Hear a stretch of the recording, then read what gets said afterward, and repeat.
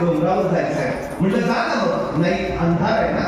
मग मी माझ्या हाताला कंदील त्याला दिला. म्हटलं जा हे घेऊन. आणि मी आलो तिथून घरी. दुसऱ्या दिवशी पहाटे परत मी तिथं गेलो तर तिथेच उभा. म्हटलं अरे वा जाऊन आला वाटतं. तो म्हटला नाही गेलोच नाही. म्हटलं का अंधार आहे ना.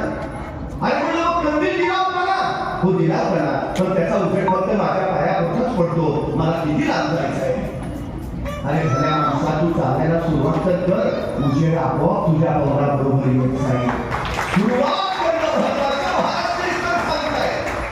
नाहीतर 1670 मध्ये मराठा मोगल संघर्ष प्रचंड वाढला. मोगलांची फौज 2 लाख आणि महाराजांची 20,000. मग महाराज असं म्हणले का त्यांची 2 लाख आपली 20,000 डिपॉझिट पण राहणार नाही. कसे अर्ज भरा.